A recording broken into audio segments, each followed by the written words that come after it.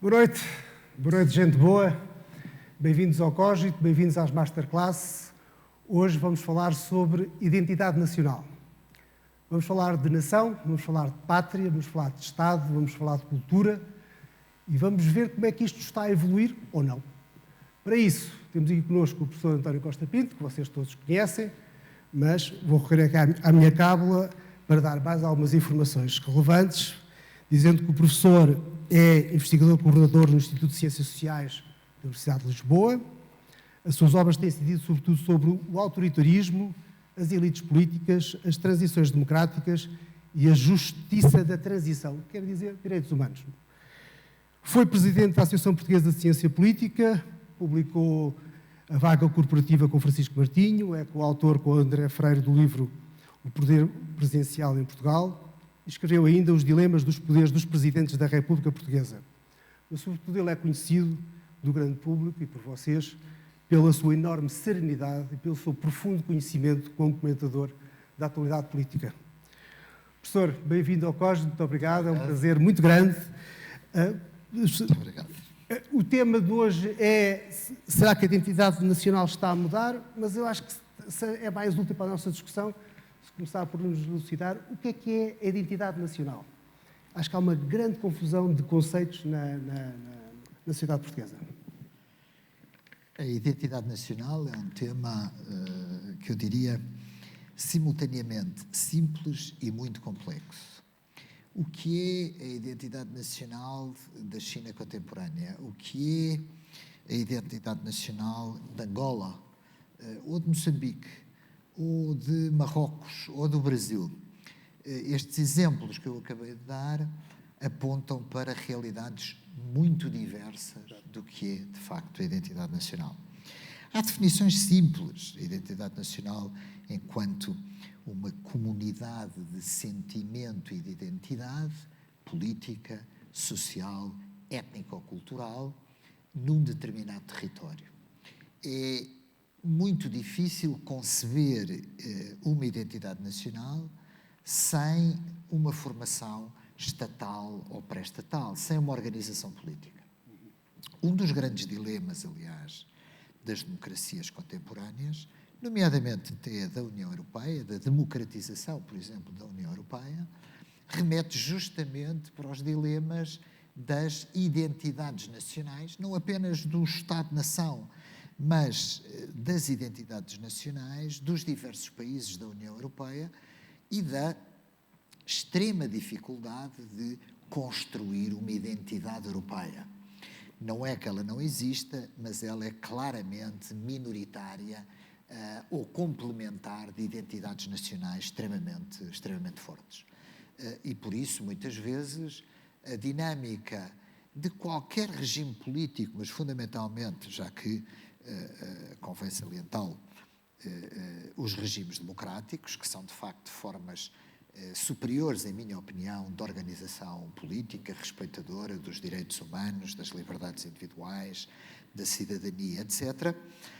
E, portanto, é muito difícil, por exemplo, conceber um sistema político democrático sem um Estado nacional e sem uma identidade nacional. Porque a identidade nacional é prévia. Se eu não reconheço a uma determinada entidade política legitimidade, porque é que eu vou participar nela? Eu não me identifico com ela, não é? São grandes dilemas, como todos sabemos, do mundo contemporâneo. Há três aspectos que eu gostava de salientar sobre a identidade nacional, que são aspectos históricos e que remontam para uma enorme diversidade. Em primeiro lugar, o que é que faz a identidade nacional? É a sociedade, digamos assim, ou o Estado? É o Estado que, no fundo, ou outras instâncias pré-estatais, antes do Estado contemporâneo, que todos conhecemos, não é verdade? E que hoje é a unidade de conta da política internacional e da comunidade internacional, os Estados soberanos reconhecidos internacionalmente. Mas muitos destes Estados são Estados multiculturais e multinacionais. Eu já lá chegarei por causa de Portugal, de alguma singularidade, digamos assim, da identidade nacional portuguesa, que não é assim tão singular como possamos pensar, mas a relação, portanto, entre o Estado e uma comunidade. Quem é que faz uma comunidade nacional? Ora, este processo é duplo, mas é indissociável. É muito difícil conceber uma identidade nacional que não é, de algum modo, feito por instâncias estatais, que não é reforçado por instâncias estatais.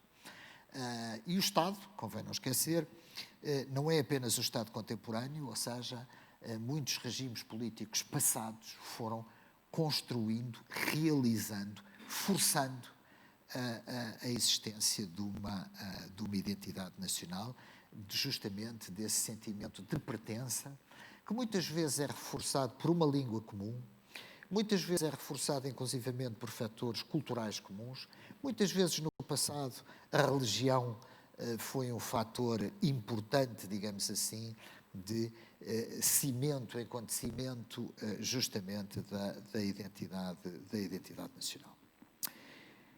A maior parte dos cientistas sociais que estudam estes temas costumam salientar que, no fundo, aquilo que nós chamamos vulgarmente o Estado-nação, não é verdade? Ou seja, Portugal, como o concebemos hoje, a Espanha, como a concebemos hoje, a França, como a concebemos hoje, os franceses ou os ingleses, são realidades, no fundo, são realidades políticas e, mesmo em termos de identidade nacional, são realidades bastante recentes.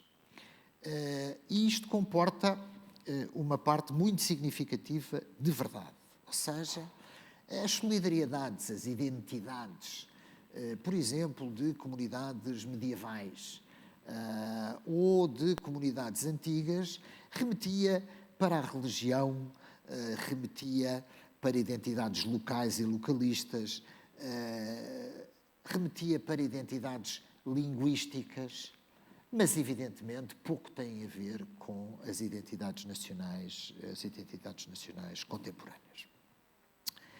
Porquê é que eu saliento este ponto? Porque, e passarei muito rapidamente a entrar em Portugal, porque aquilo a que nós consideramos, conhecemos como o Estado-nação contemporâneo, ou seja, um Estado moderno que coincide no fundamental com um território, com uma sociedade, que se identifica com esse Estado, que muitas vezes, aliás, é forçada a identificar-se com esse Estado, porque convém não esquecer que muito da formação dos Estados nacionais e das identidades nacionais contemporâneas não são processos que, historicamente, tenham sido processos muito simpáticos.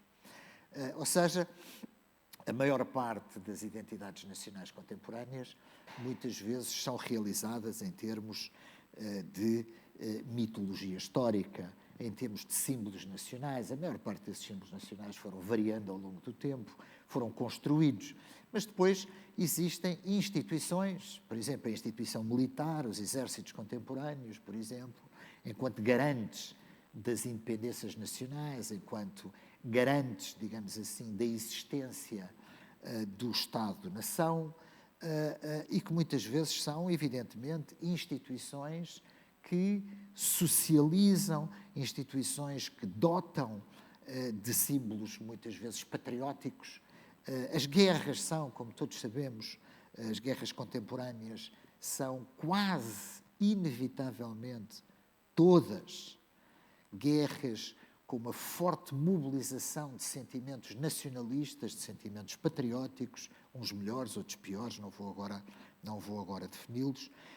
Lembremos-nos, por exemplo, da Segunda Guerra Mundial e, independentemente da natureza do regime político, a União Soviética, que era um Estado multinacional, muito significativo, e a mobilização, digamos, da mãe-pátria, por exemplo, após a invasão, como é sabido, da União Soviética pelos exércitos do nacional-socialismo alemão, ou muitas outras guerras que são guerras que, na maior parte do século XIX e do século XX, mas fundamentalmente no século XX, são guerras que remetem sempre para símbolos de identidade nacional. A história da relação entre identidade nacional e Estado contemporâneo é uma história que temos que reconhecer nem sempre é feliz. É uma história que vale a pena salientar, é uma história também de opressão. É uma história também de dissolução forçada de outro tipo de identidades. É uma história de intransigência religiosa. É uma história de eliminação forçada de línguas e de culturas. É uma história que, enfim, não vale a pena entrar no franquismo quando, por exemplo,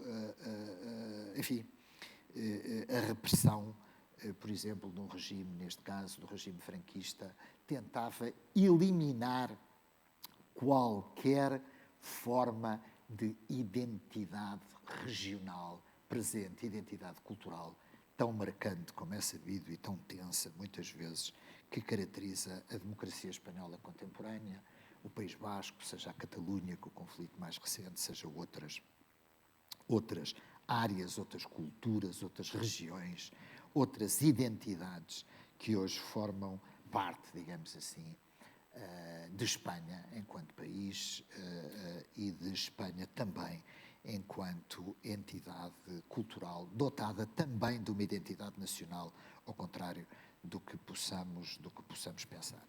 Quando eu digo que não é feliz, quer dizer basicamente o seguinte: muitas nações sem Estado, muitas identidades pré-nacionais foram muitas vezes forçadas pelo poder político, forçadas pelas opções internacionais, forçadas inclusivamente muitas vezes até pela existência de uma cultura dominante, de uma nacionalidade dominante numa área que é dominada, no fundamental, por uma formação estatal, por um Estado Nacional. E esses conflitos e essa dimensão menos feliz levou a um ponto muito importante, creio eu, no mundo contemporâneo, que é raramente na história se perguntou a uma nação se queria ter um Estado. Ou seja, a grande maioria dos Estados nacionais e dos Estados-nação contemporâneos não são ou não têm aquilo que se poderia chamar, como é natural, uma origem democrática, participativa. Não. São produtos, muitas vezes, da história e são produtos mesmo, e eu já nem estou a falar apenas da história passada, antiga, que entraremos rapidamente no caso português, mas são produtos até da história mais recente e que deram origem a gigantescos, eu diria gigantescos, conflitos à volta do tema da identidade nacional, do patriotismo e da sua relação com o Estado. Dezenas. A Eslováquia contemporânea, por exemplo, nasceu, historicamente, de um protetorado da Alemanha Nacional Socialista. Digamos, não nasceu muito bem.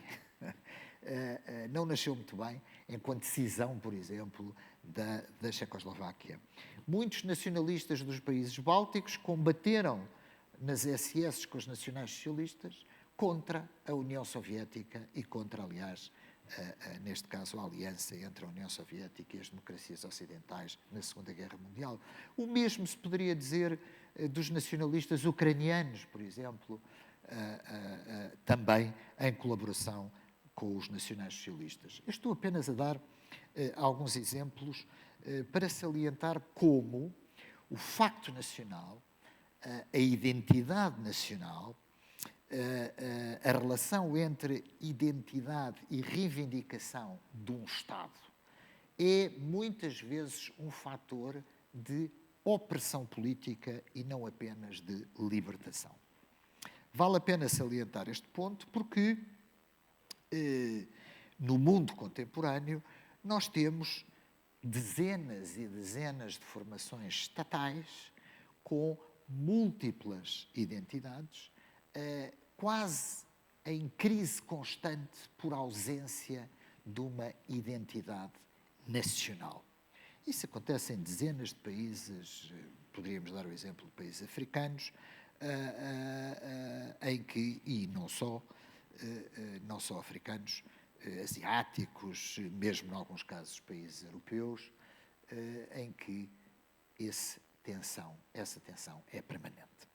Bom, eu gostava de fazer esta introdução porque muitas vezes nós associamos a relação entre identidade nacional e construção democrática apenas em termos positivos, construção de um Estado e de uma identidade nacional. São as grandes lutas de libertação, são as grandes lutas, por exemplo, de independência ao longo do século XX e mesmo antes, no século XIX, quando a América Latina, os países da América Latina se emancipam, digamos, daquilo que se poderia chamar a presença imperial espanhola e portuguesa, a identidade nacional da maior parte dessas nações independentes, desses países independentes, não tinham, evidentemente, uma correspondência de uma identidade nacional extremamente forte. Ora bem, salientamos, portanto, 3 pontos. Em primeiro lugar, a coincidência da identidade nacional com o Estado não é um processo fácil. Em segundo lugar, não é um processo necessariamente feliz, mas, em terceiro lugar, tem um grande ponto de interrogação, e esse ponto de interrogação é simples. Sem alguma coincidência entre identidade nacional e uma formação estatal, é muito difícil conceber uma organização política em que a cidadania, expressada neste caso em valores democráticos, se possa organizar e, num certo sentido, contribuir para o bem comum desta sociedade. É inegavelmente uma contradição que caracteriza a política contemporânea, que caracteriza a vida contemporânea e que é muito difícil de alterar ou de eliminar. Nós não conhecemos relações perfeitas entre identidade nacional e comunidades políticas reconhecidas internacionalmente. E, portanto, digamos, a China e Taiwan, a China e o Tibete, a Roménia e a minoria húngara. Enfim, poderíamos dar dezenas de outros exemplos, não vale a pena. É sempre uma relação relativamente tensa, da qual, e eu entro agora diretamente em Portugal, da qual, sem caracterizar Portugal como um país com uma grande singularidade sob esse ponto de vista, tem uma ou duas que não são singularidades, mas que vale a pena, creio eu, sublinhar. E aqui não estou, evidentemente, a inventar nada. Gostaria até de vos sugerir uma ou duas obras que eu acho muito interessantes, talvez modulares, e que se encontram em qualquer supermercado, neste caso até. A obra, por exemplo, de um colega meu, José Manuel Sobral, sobre a identidade nacional portuguesa, dos livros da Fundação Francisco Manuel dos Santos. Nós não estamos aqui num colóquio académico, estamos aqui numa conversa, e que é uma obra, por exemplo, extremamente interessante, que eu aconselho a todos, sobre a questão da identidade nacional portuguesa e a relação entre Estado e identidade nacional. Para sublinhar 3 coisas. Em primeiro lugar, a identidade nacional portuguesa contemporânea, evidentemente, é marcada por 3 tipos de fenómenos históricos e que são não de todo singular, mas que são importantes. O primeiro é o facto do território, como é evidente, coincidir com uma formação pré-estatal durante centenas de anos. Ou seja, Portugal, enquanto reino reconhecido pela comunidade internacional, sofreu praticamente desde a época moderna pouquíssimas alterações sob o ponto de vista territorial, como é sabido. E, portanto, no caso português, o Estado o desenvolvimento do Estado foi progressivamente fazendo, num certo sentido, a nação, dissolvendo identidades, muitas vezes locais e regionais, dissolvendo dialetos. Portugal hoje tem, digamos, os dialetos são uma curiosidade antropológica importante, mas são, inegavelmente, uma curiosidade antropológica, portanto, tem uma grande unidade linguística e tem historicamente, século XIX, século XX, tem uma homogeneidade cultural muito mais significativa em comparação. O que é que eu quero dizer com isto? Todos sabemos, no início do século XX, um camponês de Trás-os-Montes conseguiria perfeitamente entender-se com um camponês do Algarve, muito embora os seus acentos fossem muito diferenciados. Isso não é o caso na grande maioria dos países europeus da mesma época, onde, quer do ponto de vista dialetal, quer do ponto de vista da acentuação, quer do ponto de vista de diferenças linguísticas, como é evidente, estávamos muito longe disso acontecer no início do século XX, como é em Portugal. Por outro lado também, e eu termino aqui, há uma tese, aliás, extremamente interessante sobre a relação entre Estado e nação e que remonta para o seguinte: a grande maioria dos Estados contemporâneos tiveram, na Europa evidentemente, tiveram na educação, tiveram na instrução, estiveram na alfabetização um dos elementos centrais de formação de uma identidade nacional associada a um determinado Estado. No caso português, uma das teses mais interessantes, que foi, aliás, desenvolvida por um colega meu, Portugal chegou ao início do século XX, como sabem, com 80% de analfabetos. Estávamos exatamente no polo oposto da Suécia, que chegou ao início do século XX com 80% da sua população alfabetizada. Há razões culturais, inclusivamente religiosas, para isso, como todos sabemos. Enfim, é preciso ler a Bíblia. No caso da religião católica e das culturas católicas, o padre, num certo sentido, é o tradutor e intérprete da Bíblia, mas não interessa agora entrarmos nesse panorama.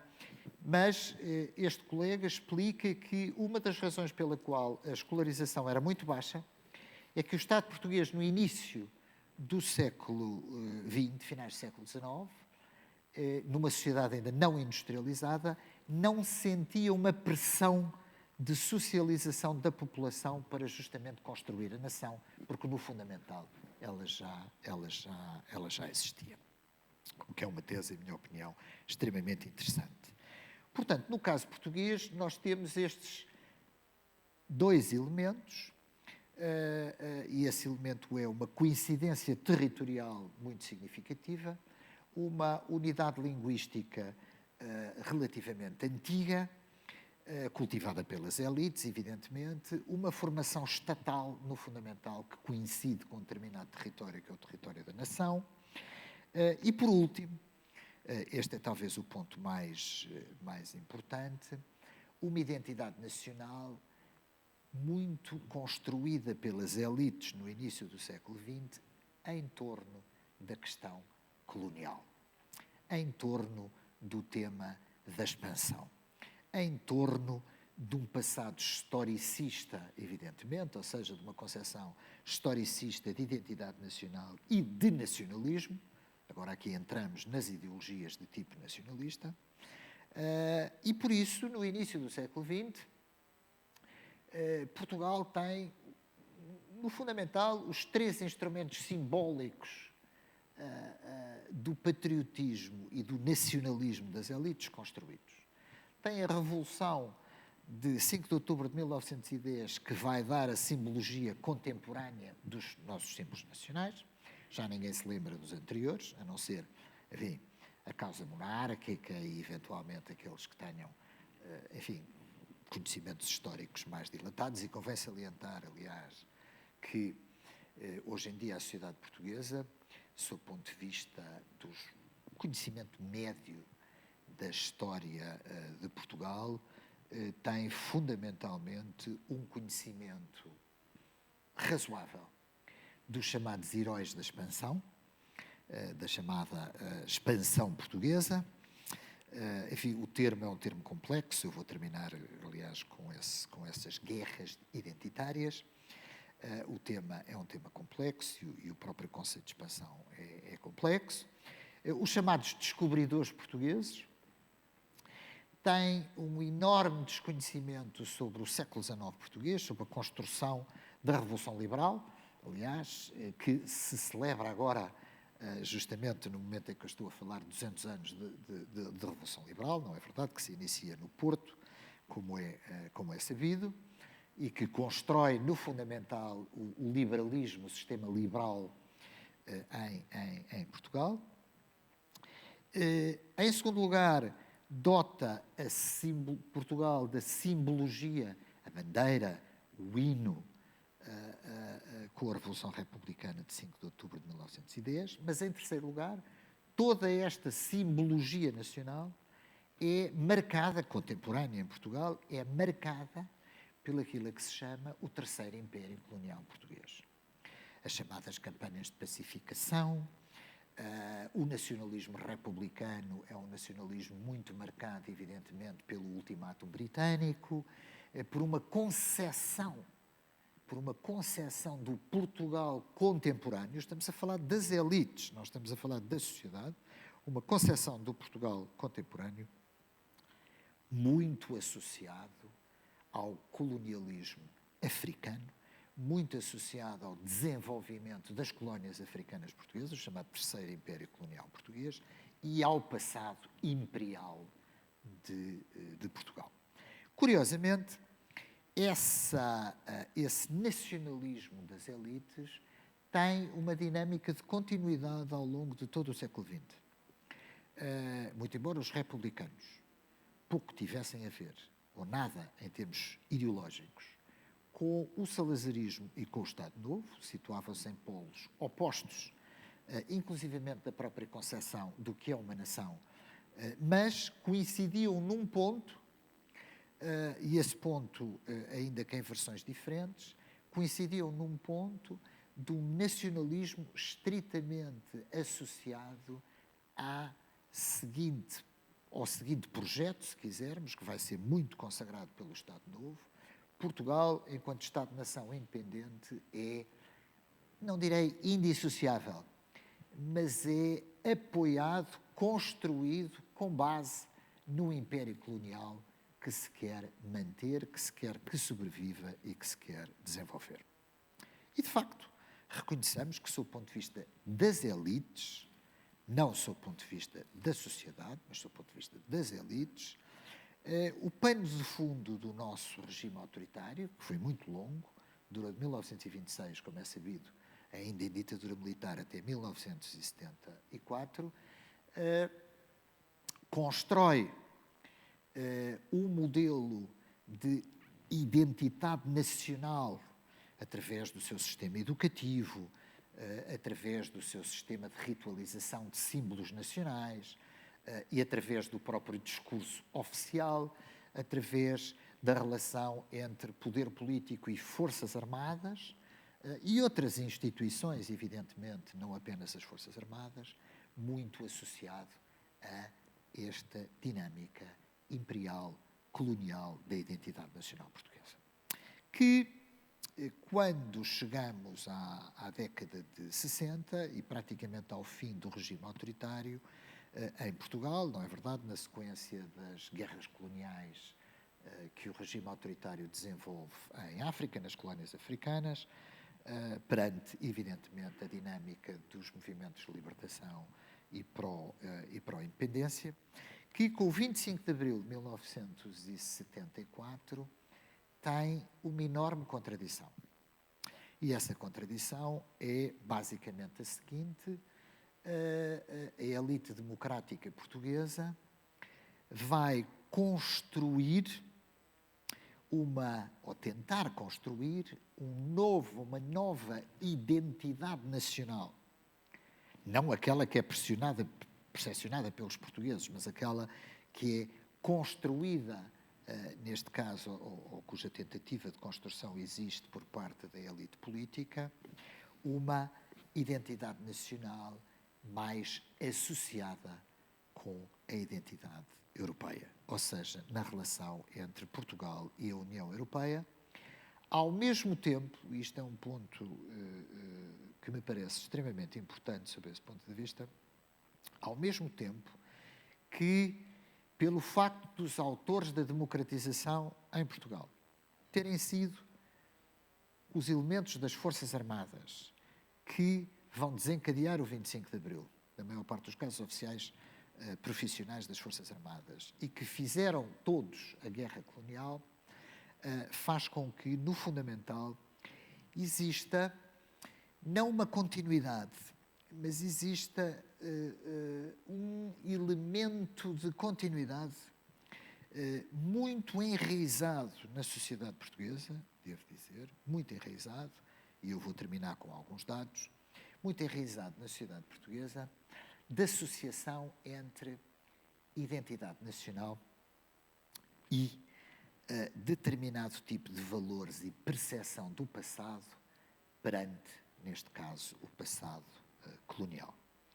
O que é que eu quero dizer com isto? Quero dizer que aquilo a que muitos, digamos, cientistas sociais têm estudado e que ficou marcado nas palavras de um sociólogo brasileiro conservador como lusotropicalismo, ou seja, a ideia de que a identidade nacional portuguesa é uma identidade nacional que tem uma vocação de miscigenação com outras culturas. Muito associado também, evidentemente, ao facto de um elemento fundamental do desenvolvimento e que marca a sociedade portuguesa na época contemporânea ser também a imigração, não é verdade? A imigração para o Brasil, a imigração para as colónias portuguesas da África, a imigração global para a América Latina e depois, nos últimos 50 anos, fundamentalmente para a Europa, a ideia de que os portugueses não só tiveram um sistema colonial diferente, não só não tiveram características de opressão racial que outros sistemas coloniais tiveram, este tipo de construção identitária por parte das elites e que, com algum sucesso, há que reconhecer, desde praticamente o pós-guerra, desde os anos 50, até há muito pouco tempo, até à sociedade portuguesa contemporânea, com alguns elementos de continuidade, permaneceu. E permaneceu de tal forma, e podemos entrar depois a seguir em algum debate em torno deste tema, e persistiu de tal forma que ela não entra em contradição com uma identidade nacional que, no fundamental, eu diria, peço desculpa, até parece que estou agora aqui a ter um tonos mais ideológico, uma identidade nacional que vive bem com ela própria. Ou seja, quando nós estudamos a identidade nacional portuguesa em termos da percepção dos portugueses, não é verdade? Ou seja, estudos de opinião, inquéritos contemporâneos, o que é que nós observamos? Observamos, em primeiro lugar, e esse é um ponto que até muitas vezes com os meus alunos é um dos grandes problemas que eu tenho quando ensino política comparada e, nomeadamente, conflitos contemporâneos no quadro da União Europeia. A maior parte dos meus alunos percebem racionalmente, percebem porque são estudiosos, percebem porque estudam, os conflitos étnico-culturais. Mas, no fundo, para eles, sob o ponto de vista da distância imaginária, isso está na China. Ou seja, o conflito entre catalão, apesar de ser aqui ao lado, todos os dias é aqui ao lado, para o português comum equivale à China. Ele está muito longe de percepcionar e de saber que tipo de conflitos são esses, porque não tem memória na sociedade contemporânea de alguma vez ter percepcionado sequer esse tipo de conflitos. O que é que isto quer dizer? Quer dizer que a sociedade portuguesa contemporânea tem sido muito pouco mobilizada em torno do tema da identidade nacional. Em primeiro lugar, tem uma escassa identidade nacional negativa. Ou seja, aquela brincadeira de Espanha nem bom vento, nem bom casamento, isso remete para a mitologia e passado histórico. Nenhum inquérito acha que os portugueses desconfiam, por exemplo, dos espanhóis ou percepcionam uma ameaça espanhola à sua identidade nacional. Ou seja, a identidade nacional portuguesa é percepcionada pelos portugueses como algo adquirido, como algo não ameaçado. E é justamente por isso que, no caso português, é uma das razões que explica que, no caso português, por exemplo, quando se dá o processo de reforço da unificação europeia, já quando Portugal é membro da União Europeia, seja a propósito do euro e da moeda única, seja a propósito de alguma transferência de poderes para Bruxelas, a mobilização eurocética, com base em valores nacionais, é tão escassa em Portugal. Ela é escassa em Portugal também porque não existe e não é mobilizável politicamente, senão os partidos, não se preocupem, já teriam 20% ou 30%. Partidos eurocéticos em Portugal já teriam crescido bastante se essa capacidade de mobilização efetivamente existisse na sociedade portuguesa. E, em parte, ela não existe porque a identidade nacional percepcionada como ameaça perante outros Estados ou outras identidades nacionais é muito pouco percepcionada pelos portugueses como ameaça. Ou seja, esta continuidade territorial, a ausência inclusivamente de guerras e de ocupação na memória dos portugueses, porque não ignorem, quer dizer, as revoluções liberais no século XIX, os exércitos ingleses, etc., etc. O facto de Portugal ter sido, enfim, do reino português ter sido dirigido a partir do Rio de Janeiro, tudo isso não tem qualquer existência na memória histórica que de algum modo seja influente nas percepções contemporâneas sobre a identidade nacional. Os portugueses não têm a percepção de uma identidade nacional ameaçada e muitas vezes por isso, ao contrário de dinamarqueses, ao contrário de noruegueses, não vale a pena agora dar, enfim, N exemplos na Europa, isso em Portugal tem uma, enfim, tanto quanto nos podemos aperceber até hoje, tem uma escassa capacidade de mobilização. Portanto, uma identidade nacional tranquila, pouco mobilizável em termos, inclusivamente, de patriotismo. Para dar um exemplo de algumas dimensões nacionalistas da sociedade portuguesa, eu estou a falar em inquéritos produzidos no início enfim, no início do milénio, ou neste caso, no início do século XXI. Por exemplo, 50% dos portugueses defenderiam as opções do seu país, neste caso do seu Estado, mesmo que as decisões fossem erradas. É claro que nós estamos a falar de inquéritos, num certo sentido, não a propósito de um acontecimento em particular, não é verdade? Ou seja, não houve nenhuma decisão errada de, sei lá, partir para a guerra como a Argentina para reocupar as Malvinas. Isso não acontece, não há nada de recente na memória dos portugueses a esse nível. Mas talvez mais interessante é que praticamente 90% dos portugueses têm orgulho na história passada de Portugal.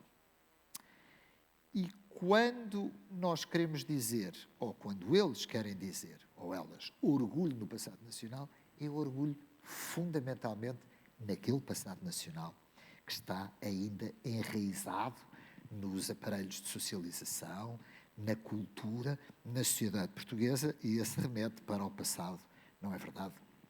Daqueles senhores que estão ali em Belém, ao pé da Torre de Belém, não é verdade? E que apontam para os mares, para a expansão, para as viagens atlânticas enfim, não interessa, para as viagens marítimas e para a ocupação e colonização. O que é simultaneamente interessante, mas pode não fazer da identidade nacional portuguesa e da percepção da identidade nacional portuguesa algo de preparado para muitas das dimensões da política, da cidadania, dos direitos das sociedades contemporâneas. No caso português também, 95% dos portugueses acham que a língua é o elemento fundamental da identidade nacional e de consolidação da identidade nacional. Mais uma vez, como é evidente, isto reflete a natureza extremamente homogénea linguística de Portugal enquanto Estado, e, portanto, seria natural que isto acontecesse.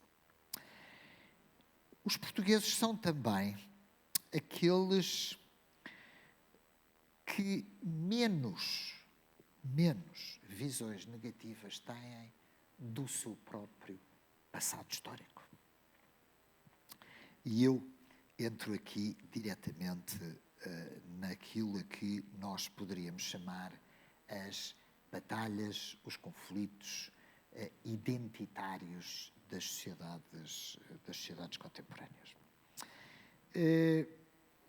Nós dizemos muitas vezes que os portugueses não ajustaram contas com o seu passado imperial e colonial. Ajustaram contas com o seu passado autoritário, como é evidente. O 25 de Abril, independentemente do que nós, das opiniões que possamos ter sobre o 25 de Abril e a nossa transição democrática, como é sabido, foi uma transição por ruptura, com grandes movimentos de estigmatização da elite autoritária, etc. Enfim, coisa que não caracterizou muitos outros processos de democratização, como é o caso, por exemplo, de Espanha, como é o caso do Brasil e de muitas outras democracias contemporâneas, mas Portugal e a identidade portuguesa ajustou contas com o passado autoritário e muitos dizem que não ajustou contas com o seu passado colonial. Ora bem, porquê é que eu saliento este tema? E entro e termino com: há alguma coisa a mudar ou não da identidade nacional portuguesa? Em primeiro lugar, há elementos importantes que exprimem alguma mudança. Esses elementos importantes são, em primeiro lugar, aquilo que nós podemos chamar a europeização. Ou seja, a integração de Portugal na União Europeia. A imigração portuguesa fundamentalmente para a União Europeia. A integração económica para a União Europeia.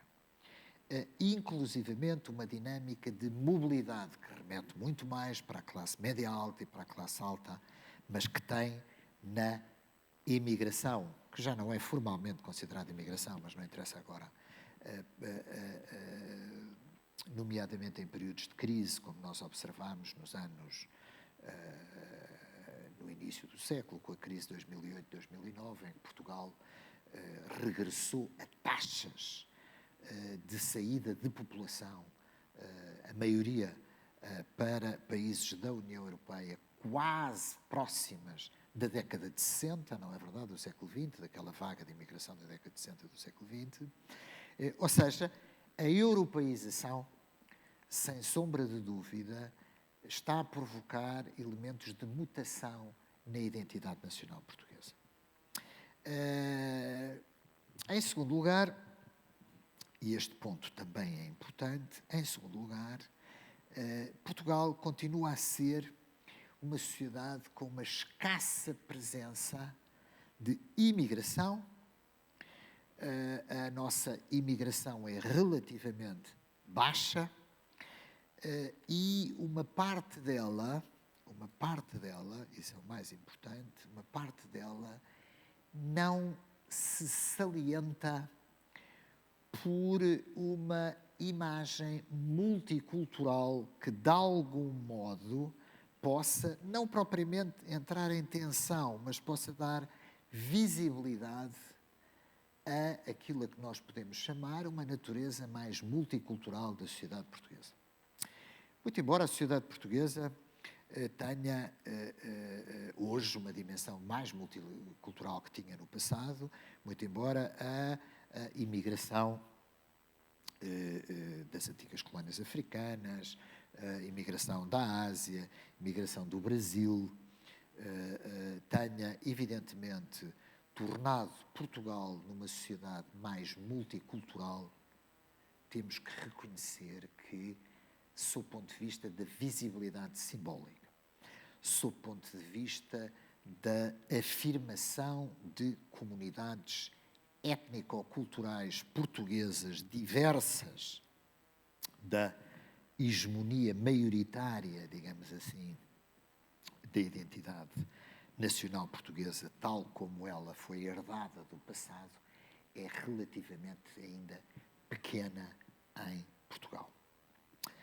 Isto quer dizer, este é o segundo elemento que eu gostava de salientar, que é um elemento de mudança, isto quer dizer que as batalhas identitárias em Portugal, os temas de fratura identitários em Portugal, são ainda relativamente pequenos se comparados com a polémica do véu em França, com, enfim, os debates na Alemanha, com, enfim, em muitos países da Europa Central e Oriental. Não vale a pena agora estarmos a entrar nesses casos específicos, um a um. A verdade é que, no caso português, esses temas de mobilização remetem ainda para uma ausência significativa ainda de passagem de Portugal a uma sociedade inegavelmente mais multicultural, mesmo que essas minorias existam, mesmo que, sem sombra de dúvida, o Estado Democrático Português tenha, nos últimos 10 anos, 12 anos, quer por legislação europeia, quer por dimensão, obviamente, programática dos partidos políticos, etc., tenha introduzido legislação, temas, alargamento de direitos, dinâmicas de discriminação positiva ou negativa. A verdade é que a maior parte dessa dinâmica ainda é relativamente modesta no caso português. Por outro lado, e eu termino aqui, por outro lado também, quando falamos de identidade nacional, evidentemente que nós temos que a completar, como é evidente, com identidades regionais, identidades locais. Evidentemente que Portugal, como qualquer outro país, tem múltiplas identidades. A sociedade portuguesa tem múltiplas identidades, entidades locais. Veja-se o que é, por exemplo, em Portugal, tentar uma reforma das freguesias, dar-nos logo uma dinâmica, não apenas política, mas societal e identitária, no que isso significa. A batalha, por exemplo, tecnocrático-política para fundir freguesias, isso pode ser muito interessante na grande metrópole, em Lisboa ou no Porto. Podemos ter, eu não quero agora, porque isto nós estamos em direto, nas áreas metropolitanas, por exemplo, de Lisboa, podemos ter, por exemplo, presidentes de Câmara que não remetem para culturas de tipo localista.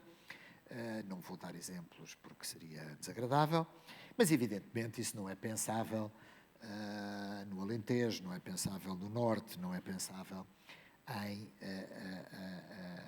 freguesias mais pequenas. O tema da regionalização é um tema muito interessante, no caso português, porque é um tema que provoca uma tripla clivagem e que até agora tem havido um polo sempre a vencer. Essa primeira clivagem é uma clivagem, sem dúvida nenhuma, social, regional, que não deixa de existir, por exemplo, Norte-Sul, e que está presente na sociedade portuguesa. Está presente, mas, como é sabido, nos referendos da regionalização foram pouco participados e perderam. A segunda remete para a europeização, ou seja, a própria estrutura de organização da União Europeia poderia favorecer a regionalização no sentido de proposta tecnocrática, administrativa, de modernização. E criou efetivamente essa tensão. E, finalmente, vamos ter agora, está em curso, essa dinâmica mais modelo Lenin, enfim, que está a ser negociada, neste caso, entre o PS e o PSD, até estamos a ter agora algumas eleições, não é verdade, para completar essa dinâmica possível de regionalização em Portugal. Mas a verdade é que, mesmo em regime democrático, o que nós observamos é a escassa legitimidade de pressões regionais com base em identidades regionais muito afirmadas.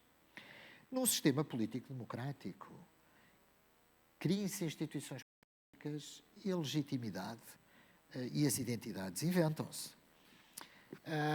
Criem-se regiões e Coimbra ou Alentejo vai buscar, ou Rio Maior vai buscar a Moca de Rio Maior na transição, não interessa agora. Ou vai buscar umas bandeiras, quer dizer, isso vai. Ou seja, se por acaso Portugal tivesse criado regiões com legitimidade democrática, com assembleias, com dinâmicas, inclusivamente financeiras e administrativas regionais, progressivamente alguma identidade regional seria efetivamente reforçada. Mas temos que reconhecer que, no caso português, a identidade, sob esse ponto de vista nacional, ainda é relativamente forte e existe uma escassa legitimidade cultural para grandes identidades regionais que atravessem, enfim, Portugal enquanto Estado-nação. Portanto, estas três características fazem com que, até agora, algumas dinâmicas da identidade nacional não tivessem sofrido alterações muito significativas. E eu termino justamente com um tema clássico que finalmente atingiu Portugal, muito embora apenas um segmento muito significativo, ou pouco significativo neste caso, muito significativo para alguns segmentos minoritários da elite cultural, menos significativo para a elite política e ainda menos significativo para a sociedade portuguesa, que é, por exemplo, a batalha simbólica em torno dos símbolos nacionais, em termos do passado, em termos do apaguem o António Vieira, ou façam um monumento, por exemplo, que aliás seria, enfim, em minha opinião, perfeitamente óbvio, nomeadamente no que toca à responsabilidade portuguesa no tráfico de escravos e em muitas outras dimensões que remetem para o passado imperial e colonial português.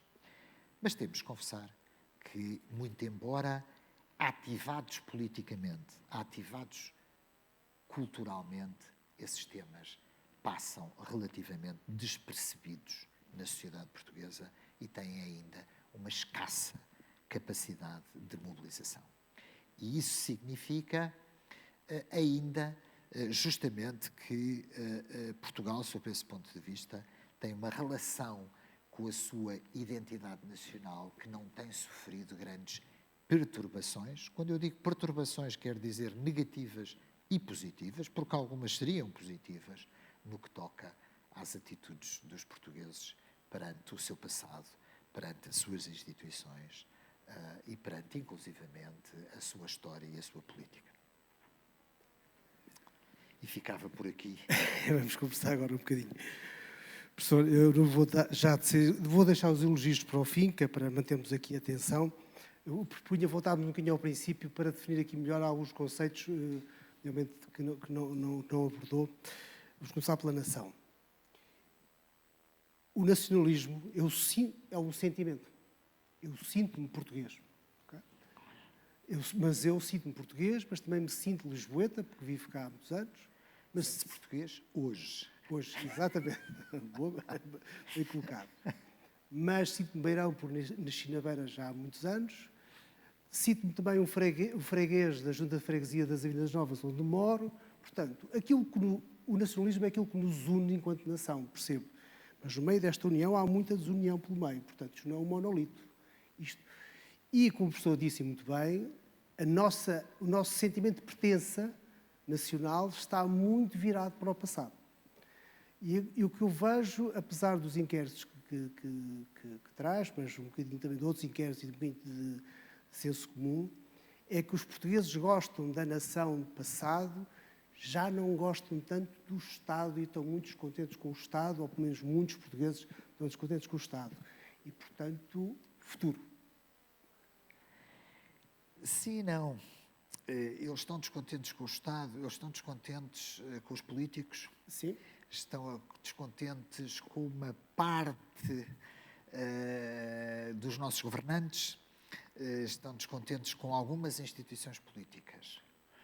Não tenho a certeza se estão descontentes com o Estado. Ou seja, os portugueses continuam a manifestar um sentimento de deferência em relação ao Estado e em relação à autoridade que o Estado representa.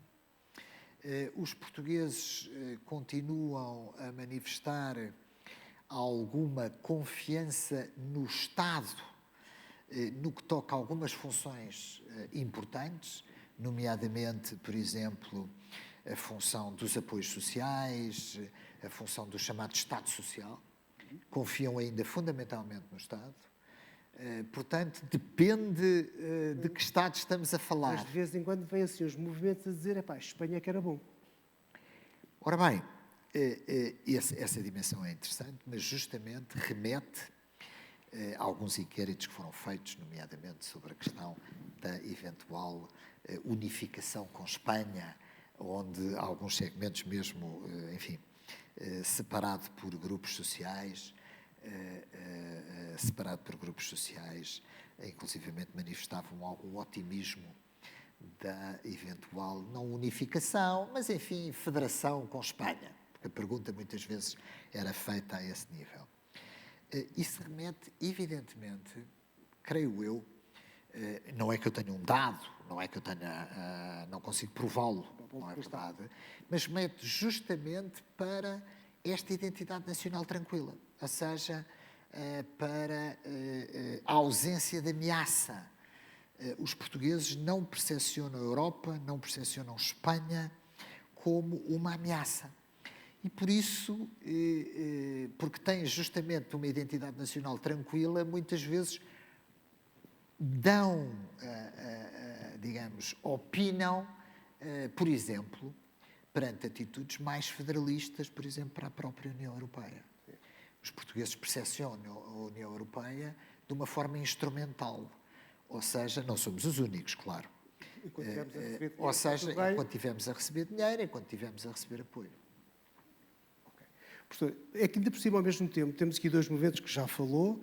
Um é o federalismo, ou uma hipótese de federalismo, que abana o Estado-nação, e outra é a ascensão das grandes metrópoles, portanto, onde cada vez mais a força económica, social e provavelmente no futuro política estão nas cidades. E a nível da Península Ibérica, percebe-se muito bem, cada vez mais as grandes multinacionais vão pôr a sede em Madrid, porque isto é todo um território para eles. Não há uma fronteira política, não é? Aliás, vista do espaço, não se vê fronteiras. E, portanto, o Estado-nação está aqui a abanar. Isto é sólido ou pode cair? Não, abana, aí já não estamos a falar, evidentemente, de identidade nacional percepcionada pela sociedade, certo, mas como ela é interpretada e defendida pelas instituições políticas e, neste caso, pela política externa. E o que nós observamos é, evidentemente, uma grande unidade, inclusivamente considerando mesmo as clivagens esquerda-direita e os governos que têm governado Portugal em democracia, justamente nessa defesa, se quisermos, daquilo que se poderia chamar, é complicado, o interesse nacional, e o interesse nacional percepcionado enquanto tal. E, por exemplo, nem vale a pena falar, um liberal convicto, não apenas por interesse económico, mas por convicção, um liberal convicto, temos que confessar, diria hoje, mas porquê é que vamos apoiar a TAP? Porque é isso de uma companhia de bandeira. É claro que existe um argumento forte, não apenas patriótico, claro, e não apenas em termos do interesse nacional, também do lado lá, em que, por exemplo, a TAP sobreviva, porque é importante em termos económicos, isto e aquilo. Mas quer dizer, o dia-a-dia do Estado português é esse. Pode ser a TAP aqui, pode ser a presença de Portugal na NATO acolá, pode ser a relação com os nossos parceiros noutro sítio, pode ser a relação com o Brasil, pode ser, ou seja, mas esse tema, sob o ponto de vista, digamos, das elites, remete sempre para o chamado interesse nacional, muito embora o interesse nacional de uma sociedade democrática seja variável, como é evidente, mas o interesse nacional remete sempre, evidentemente, para a portuguesa e para os portugueses. Professor, mais uma vez para clarificar o que é que estamos a falar, 3 conceitos, como é que eles se distinguem uns dos outros? Nação, pátria e cultura. O que é o quê? Isso é uma belíssima questão. Num certo sentido, é exatamente a mesma coisa, ainda que é a mesma coisa fundida. Ou seja, o conceito de pátria remete mais para um tipo de mobilização nacionalista.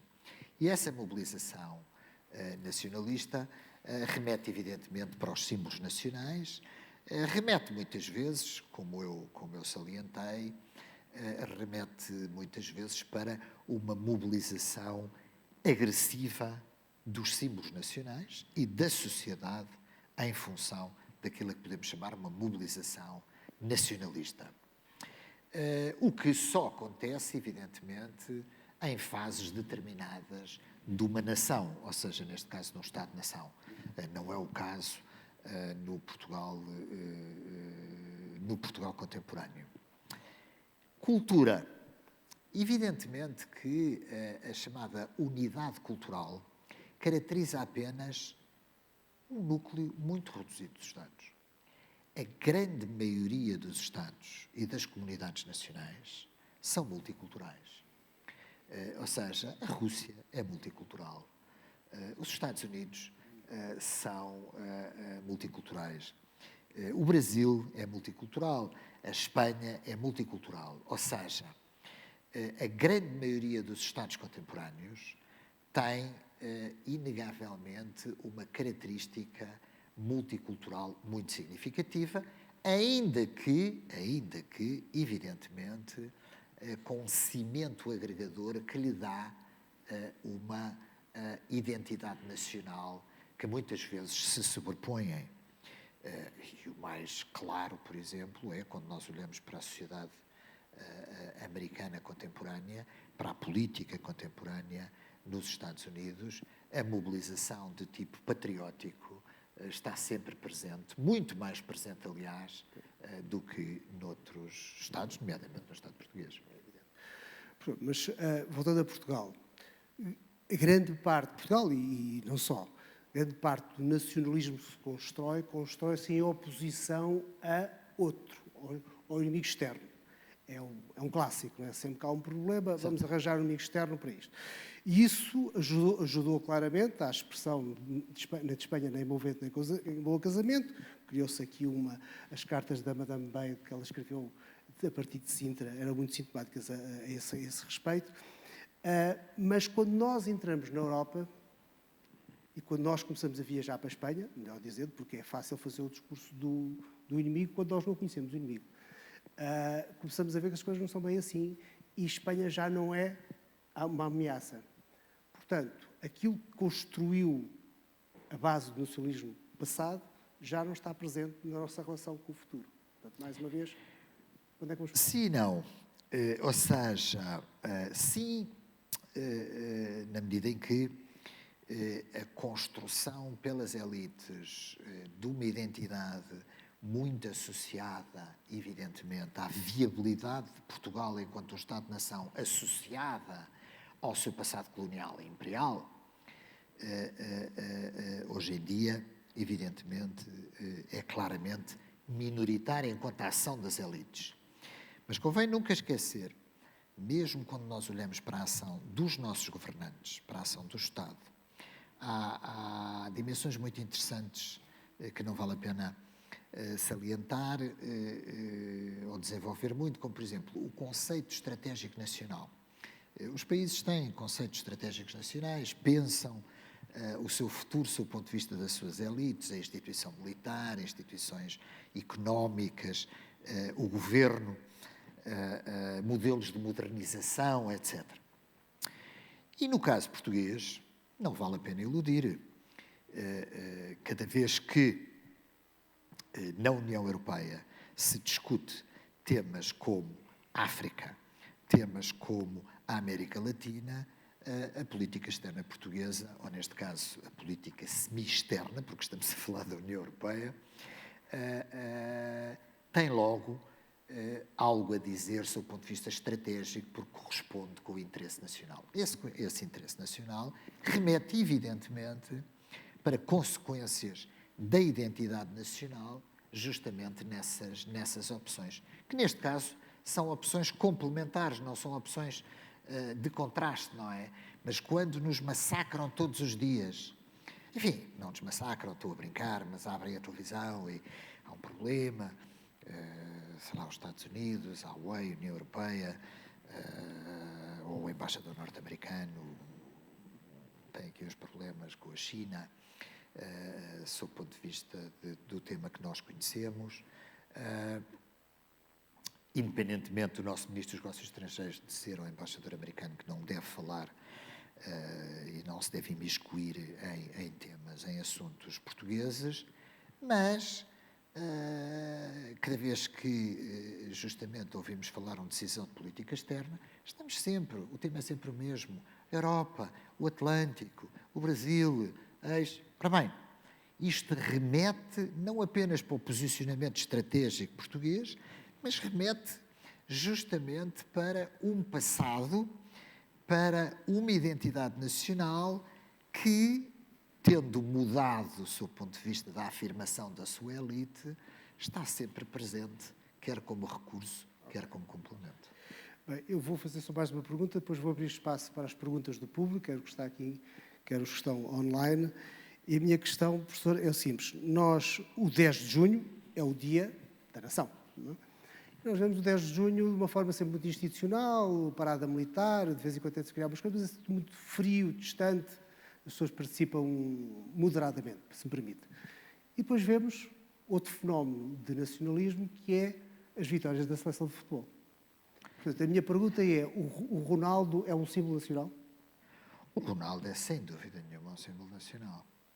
É um símbolo nacional não só percepcionado pela sociedade portuguesa enquanto tal, apadrinhado pela elite política também enquanto tal. Claro. O Ronaldo é um símbolo da identidade nacional, assim como o Guterres nas Nações Unidas. Os pequenos países homogéneos como Portugal, as suas elites muitas vezes, nós vemos, aliás, qualquer análise de conteúdo, é muito interessante, qualquer análise de conteúdo, por exemplo, de qualquer acontecimento internacional, mesmo muito longe de Portugal, há sempre uma pergunta, seja o jornalista, seja tudo. Mas naquele avião caiu um português, mas no noroeste da China, onde houve um terremoto, mas há um português, mas... isto remete, evidentemente, por um lado, para a memória e a realidade de um conjunto de comunidades portuguesas no mundo muito significativo. Mas remete também para a realidade de um pequeno país homogéneo, do ponto de vista de identidade nacional, como é ainda o caso português. Aliás, nós tendemos a valorizar muito quem tem sucesso Quanto lá ao 10 fora. de junho, deixe-me salientar um ponto. O 10 de junho foi, num certo sentido, um feriado bem resolvido pela elite política democrática. Bem, o 10 de junho, em primeiro lugar, como é sabido, era um feriado nacionalista, que aliás não era feriado, deixou de ser, etc. Depois, durante o Estado Novo, foi transformado num dia da raça. Enfim, sendo que raça aqui é no sentido historicista, não é? Porque, enfim, a relação entre português e raça nos nacionalismos europeus sempre foi complexa. Mesmo por aquelas dimensões de nacionalismo que eram de facto racistas, não é? Que não era o caso português, mas não interessa agora. Depois foi sobretudo utilizado para a unidade entre a identidade nacional e a guerra colonial, como é sabido. E terminou no dia de Camões e das comunidades portuguesas, que me parece ter sido uma boa resolução, digamos assim, da gestão política da democracia portuguesa, tendo em vista o passado, digamos assim, muito marcado 10 de junho. Muito bem, vamos abrir então o espaço para as perguntas. Quem é que daqui quer fazer uma questão, por favor? Atire a primeira pedra, como se costuma dizer. Não estando... o nome, por favor, e pergunta. Por favor, faça uma pergunta curta, para não desenvolver muito. Temos apenas mais um quarto de hora de sessão. Bom, boa noite. Vai ser difícil porque eu tinha aqui 4 perguntas, dado o interesse da conversa. Ia só fazer então duas perguntas muito rápidas. Se existe uma identidade nacional europeia e já agora se alguma vez fizeram um inquérito, se calhar é difícil porque até as respostas podem ser muito enganadoras, se no caso de existir um conflito militar, quem é que estava disposto para ser mobilizado para o combate desse conflito militar em Portugal?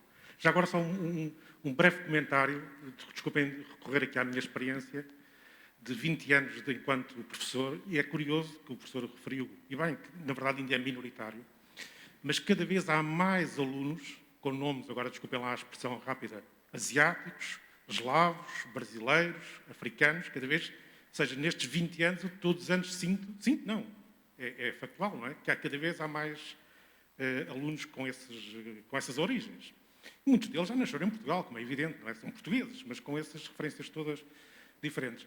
E depois eu todos os anos pergunto aos alunos, no dia da apresentação, onde é que vão passar o Natal e o que é que fazem no Natal. E é curioso a alteração em 20 anos, não é em 200 anos, é em 20 anos, do sítio onde vão passar o Natal e do que é que fazem no Natal. E é muito curioso essa alteração ou seja, muito poucos já passam o Natal que nós temos como imaginário do Natal. Muito poucos já. Portanto, estamos a falar de alunos com 20 anos, alunos universitários, entre os 20 e os 25 anos. Portanto, fica só essa pequena reflexão sobre, na verdade, essa identidade nacional, quando nós temos muitos jovens que agora têm 20, 25 anos, têm outras referências completamente diferentes, e que já agora é curioso, só para finalizar, peço desculpa, é curioso que a minha avó era analfabeta, vivia numa pequena aldeia perdida na Serra do Bussaco, portanto as referências dela do território de Portugal eram quase nulas, como aliás muitas pessoas que nasceram no início do século XX. É curioso que os alunos universitários de hoje, e não é aquela coisa de que os alunos hoje não sabem nada, bem pelo contrário, são muito mais conhecedores e têm muito mais informação e conhecimento do que eu quando tinha 20 anos, mas é curioso que eles também já não têm referências sobre o território nacional. Já não têm, nem sobre elementos de referência de Portugal. Portanto, já é curioso que em 2 gerações, em 3 gerações, a primeira por ausência e por ignorância, infelizmente, E essa segunda já, se calhar, é por excesso de conhecimento e informação. Portugal já é uma referência, vamos, conjuntural episódica. Portanto, era só esse. Desculpem lá ter-me... Tá. Obrigado, Luís. Existe uma identidade nacional europeia, existe uma identidade europeia. Ela existe. Ela existe muito mais ao nível das elites do que ao nível das sociedades europeias. Isso parece inegável. Mas existem elementos de identidade europeia. Quando nós, a União Europeia, como é natural, enfim, até estas crises do Covid e tal, a coisa agora complicou-se um pouco, vive naturalmente obcecada com a opinião, as opiniões públicas nacionais sobre não só as instituições europeias, mas também a identidade europeia. E o que nós observamos é que a maior parte dos europeus afirma que existe uma identidade europeia em torno de alguns valores. E muitos desses valores remetem para a história europeia e para a história dos valores europeus, inclusivamente valores religiosos associados ao cristianismo e a outros. Mas existe, de facto, uma identidade europeia. Simplesmente, essa identidade europeia é percepcionada como uma entidade complementar. Aqui a variação já é significativa. Para muitos é complementar, para outros é oposta, mas na maior parte dos casos é complementar em relação a uma identidade nacional que se sobrepõe, digamos assim, à identidade europeia. Se os europeus, isso é uma bela questão, estariam dispostos a morrer pela Europa? Seguramente não, mas seguramente não, ou seja, na maior parte também temos alguns estudos sobre isso, não. Convém não esquecer, no entanto, que, feliz ou infelizmente, a maior parte das forças armadas europeias e não europeias são profissionais, fazendo raramente uso, mesmo em guerra, mobilização da sua sociedade. Mas, sob o ponto de vista, digamos, da identidade europeia e das identidades nacionais e a guerra na Europa, o mais interessante e o mais importante é a opinião largamente dominante perante o desejo da inexistência de guerras internacionais ou regionais no interior da Europa, enquanto continente, agora não apenas enquanto União Europeia. Mas a resposta aí, claramente, é não. A maior parte dos estudos apontam para que isso não aconteça.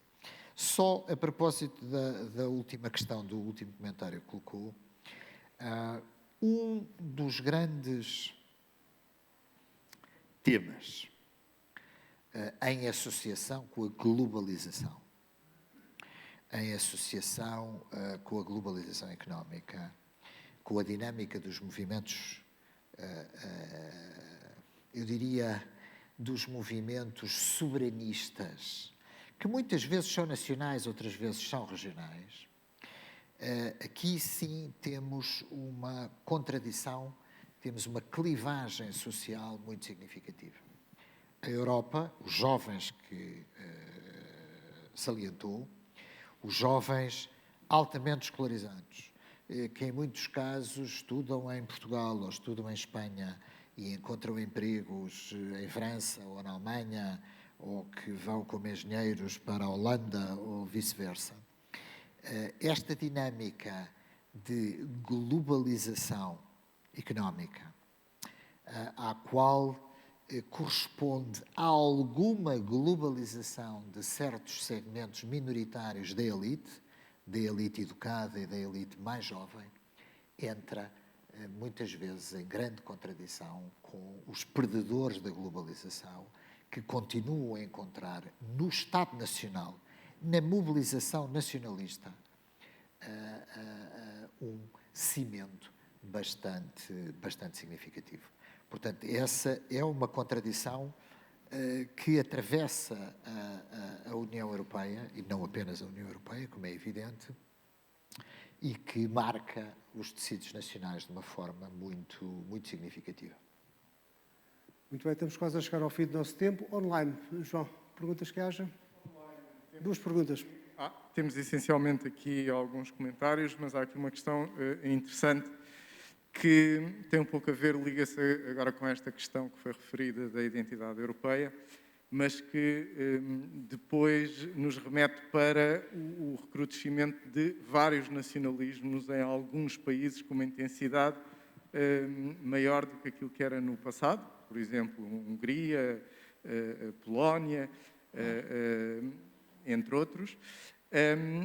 E se usássemos o mesmo critério que faz com que os portugueses gostem da Europa, que é o facto de se terem desenvolvido com a Europa e recebido dinheiro, esses países também deveriam estar contentes com a Europa, não é? Portanto, como é que se explica essa... Já explicou um pouco que a história da identidade e os tumultos que a elas estão associados, obviamente, explicam parte dessas divisões, mas há países que conseguem superar isso e gostar da Europa e outros, aparentemente, nem tanto. Claro. Não há... Isto era o primeiro ponto que eu gostava de salientar. Era fácil e seria redutor, creio eu, encontrar modelos de explicação monocausais para a dinâmica, em muitos casos, o que está aqui em causa nesta questão, para a dinâmica de movimentos xenófobos, populistas, em alguns casos nacionalistas, na maior parte dos casos, aliás, associados ao nacionalismo na Europa contemporânea. Porque, em muitos casos, isso remete para fatores nacionais, não remete para a Europa enquanto tal. Noutros, remete na mobilização anti-europeia e eurocética. Noutros, inclusivamente, assistimos a transformações absolutamente fascinantes de movimentos regionalistas para movimentos eurocéticos. Por exemplo, a Liga em Itália de Salvini, que não foi referido, mas é um exemplo típico, de como um movimento regionalista no quadro da política interna italiana, que defende a autonomia versus independência das regiões ricas do norte de Itália contra Roma e as regiões pobres do sul de Itália, termina um movimento populista nacional.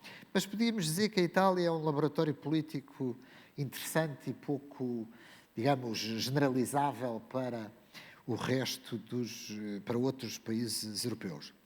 Temos, por exemplo...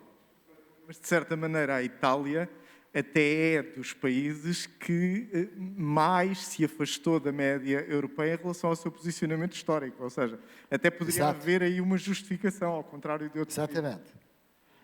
O que está a referir... Económicos, em relação ao posicionamento económico de Itália claro. À média europeia, piorou bastante, claro. Ao contrário de outros países. Portanto, esse nacionalismo italiano, de alguma maneira, até podia ser... Sim, porque a economia italiana estagnou já há bastantes anos e está numa situação... Sim, mas, digamos, isso na relação com a Europa, porque muitas das dinâmicas do populismo italiano remetem mesmo para a sociedade italiana e para a Itália enquanto Estado, não é? Mas... No caso da Hungria, por exemplo, nós temos um movimento, enfim, populista. A Hungria hoje digamos, é um regime político que nós consideramos híbrido, já com muitos fatores que não remetem para o funcionamento de uma democracia plena. Mas, no caso, por exemplo, da Hungria, a dimensão populista não remete tanto para uma dimensão muito eurocética e muito soberanista, ao contrário do que se pode pensar. Por exemplo, a senhora Le Pen tem uma dinâmica bem mais soberanista e eurocética na mobilização da sociedade francesa, por exemplo, e o seu partido. Mas este é o ponto, creio eu, este é o ponto. digamos, o entrelaçar, o cimento da dinâmica populista hoje em dia, não apenas na Europa, mas na Europa, há um cimento e esse cimento é uma reação à globalização. E essa reação à globalização, evidentemente, faz apelo a mobilizações de tipo mais soberanista, mais nacionalista, mais protecionista do seu ponto de vista económico.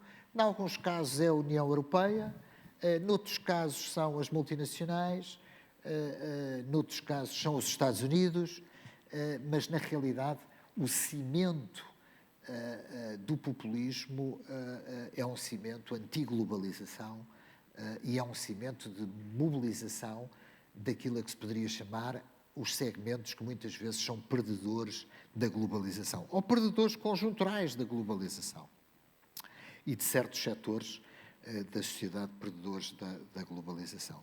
Associado, evidentemente, depois a dinâmicas mais locais, ou seja, mais nacionais, a ameaça da imigração, a ameaça da mobilização e da mobilidade interna, que aliás é pequena, de mão de obra no próprio quadro da União Europeia, não é? É o célebre caso do canalizador polaco na campanha eleitoral francesa, já há muitos anos, ou, enfim, de outras campanhas eleitorais, ou da visibilidade da imigração, por exemplo, em Itália, e na fraca resposta europeia às vagas de imigração clandestina que atravessam fundamentalmente Itália, etc, etc.